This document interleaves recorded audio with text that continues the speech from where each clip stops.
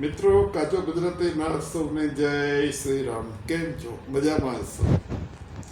America અને Iran યુદ્ધ ચાલુ છે. લોકો કે આ ખબર નથી પડતી. એનું અઠવાડિયું ચાલે, પછી પોઝ થાય, પછી ચાલુ થાય, પછી પોઝ થાય, પછી ટ્રમ્પ ડિક્લેર કરે કે હવે જીતી ગયા, પછી ટ્રમ્પ ડિક્લેર કરે કે ભાઈ યુદ્ધ વિરામ છે. હવે એમને કે અઠવાડિયું આપીએ છીએ, હવે 2 દિવસ આપીએ છીએ. આ બધું કેમ થાય છે ભાઈ? મગજમાં ઉતરે એવી વસ્તુ નથી. એનું ટ્રમ્પે તો બધાને કન્ફ્યુઝ કરી દીધા છે. અને અમેરિકાના લોકો બી આટલા ઇન્ટેલિજન્ટ છે કે આવા જ પ્રેસિડન્ટ એમને મળે છે જે આખી દુનિયાની પથારી ફેરવીને બેઠા છે. પણ છતાંય આપણે જે લોજિકલી વિચાર કરીએ કે આ બધું કેમ થાય છે. અઠવાડિયું યુદ્ધ ચાલ્યું, 10 દિવસ ચાલ્યું, અઠવાડિયું બંધ, અઠવાડિયું ચાલ્યું, 15 દિવસ ચાલ્યું, અઠવાડિયું બંધ, આવું બધું પેટર્ન કેમ જોવા મળે છે? તો એક તો શું છે કે અમેરિકાનો જૂનો શસ્ત્ર સંજામ છે ખલાસ થઈ જાય. બીજું, હવે અમેરિકાને સાઉદી અરેબિયા, ઈરાક અને આ બધી એમના સેન્ટર ખાલી કરવા છે. આપણને ખબર છે કે 1973માં જ્યારે ઓઇલ શોધાયું ત્યારે અમેરિકાએ બધાને ઓઇલ ડ્રિલિંગની ટેકનોલોજી આપી. એની તમે ડિફેન્સમાં કોન્ટ્રાક્ટ કર્યા અને એમને કમ્પેલ કર્યું કે તમે ડોલરમાં જ ટ્રેડ કરો. એટલે બધા જે કન્ટ્રીઝ છે, યુએઈ કે સાઉદી અરેબિયા, કુવૈત કે ઈરાક કે જોર્ડન, આ બધા કટાર,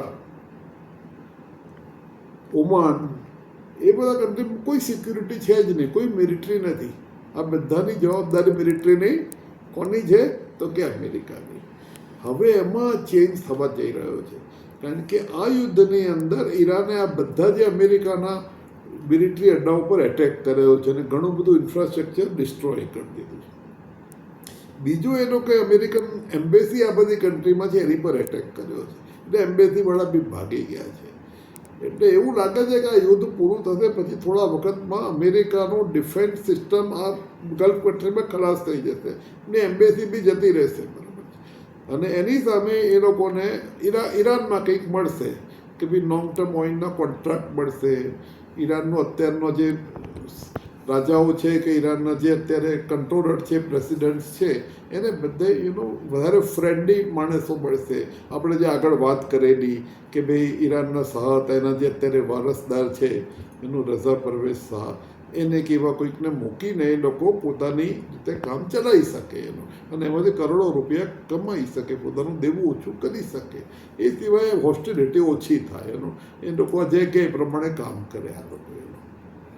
એટલે શું છે કે આ બધા જે ઓબ્જેક્ટિવ્સને ગોલ મીટ કરવા માટે આ બધું વારંવાર થઈ રહ્યું છે.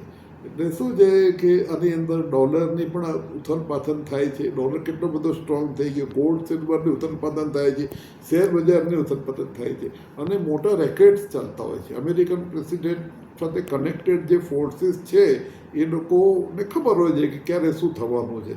કારણ કે ટ્રમ્પે ડિસિઝન લેવાના હોય છે. એના બેઝ પર આખા વર્લ્ડ માર્કેટમાં ઉથલપાથલ આ બધાની થતી હોય છે. એટલે આપણને જે એકદમ સામાન્ય લાગતી વસ્તુ કે એકદમ આશ્ચર્યજનક લાગતી વસ્તુ હોય એની પાછળ આવું બધું છે. મને લાગ્યું કે આપણી સાથે શેર કરું. આભાર. Thank you so much for my.